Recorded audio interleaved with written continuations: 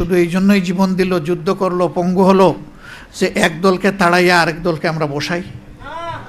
বরঞ্চ তারা সিস্টেমের পরিবর্তন চেয়েছে, যে একটা আমূল পরিবর্তন আসুক। সেই সরকারের আমলে শিক্ষাঙ্গনগুলো ছিল সবচেয়ে খারাপ, গণরুম গেস্টরুম করে সেখানে টর্চার সেল গঠন করা হয়েছে, এমনকি মেয়েদের হলে পর্যন্ত। তো সেই অবস্থা থেকে আল্লাহ তাআলা আমাদেরকে নাজাত দিলেন।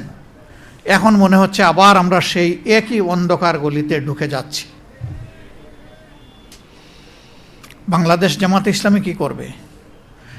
জামাতে ইসলামীও কি সেই অন্ধকার গলিপথে হাঁটবে? ইনশাআল্লাহ না।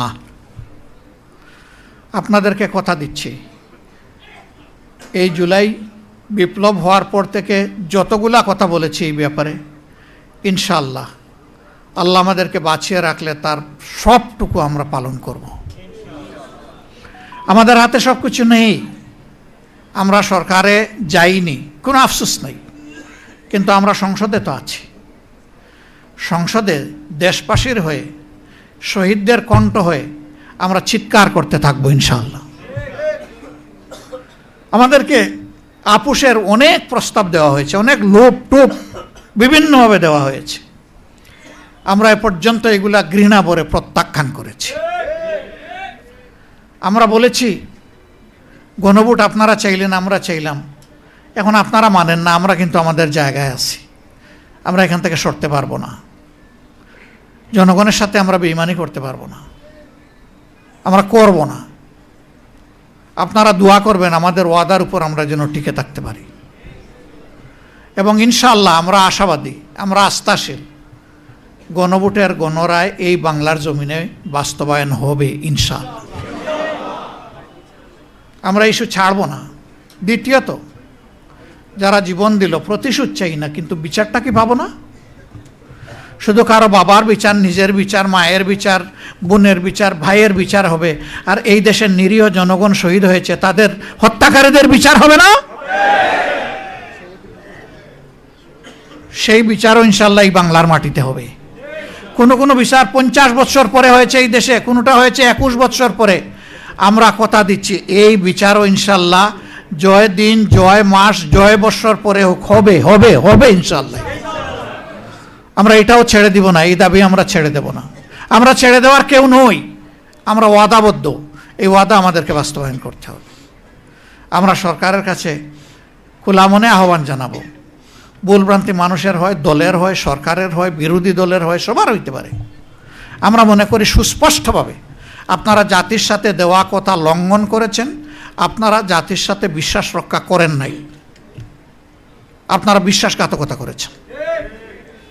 আপনারা ফিরে আসেন, এই দাবি মেনে নেন, দানাই পানাই বাদ দেন, এইটা ওইটা ডানে বামে চলা বাদ দিয়ে সোজা চলেন। জাতি কঠিন সংকটে আপনাদের পাশে থেকে এই দেশকে গড়বে ইনশাআল্লাহ, কারণ আমরা আমাদের দেশকে ভালোবাসি। আরেকটা কথা আমরা বলে দিচ্ছি, আমাদেরকে বিভিন্ন ভয়ভীতি দেখানো হচ্ছে, আপনাদেরকেও দেখানো হচ্ছে। আল্লাহর কসম, আল্লাহ ছাড়া কাউকে ভয় করি না। কেন ভয় করব? ফাঁসির তক্তার উপরে তো আমাদের নেতৃবৃন্দ দাঁড়িয়ে বলেছেন, সাবধান, অন্যায়ের কাছে মাথা নত করা যাবে না। আমরা ওই জায়গায় দাঁড়িয়ে আছি। আমরা মনে করি যে আমরা প্রতি মুহূর্ত ফাঁসির তক্তার উপরেই আছি, কিন্তু আমরা কারো কাছে মাথা নত করব না ইনশাআল্লাহ।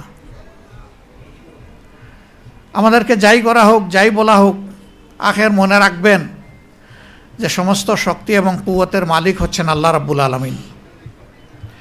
এখানে একজন জুলাই যোদ্ধা তিনি বলে গেছেন কোরআনের একটি আয়াত, কামিন ফিয়াতিন কালিলাতিন গালাবাত ফিয়াতান কাসীরাতান বিইজনিল্লাহ। বড়ত্বের দম্বে, অহংকারে কেউ যেন ফেটে না পড়েন। আল্লাহর কাছে এটার 2 পয়সার কোনো মূল্য নেই। আল্লাহ চাইলে বিশাল বাহিনীর উপর ক্ষুদ্র বাহিনীকে বিজয় দিয়েছেন, বারবার দিয়েছেন ইতিহাসে। সে বিজয় তো আমরা দেখেছি, আমাদের সন্তানরা হাতের মধ্যে একটা দা কিরিস নিয়েও রাস্তায় নামে নাই।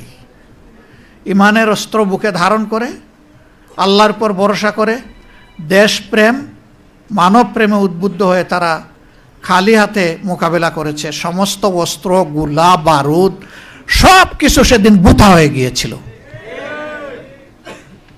এটি বিশ্বের ইতিহাসে আনপ্রেসিডেন্টেড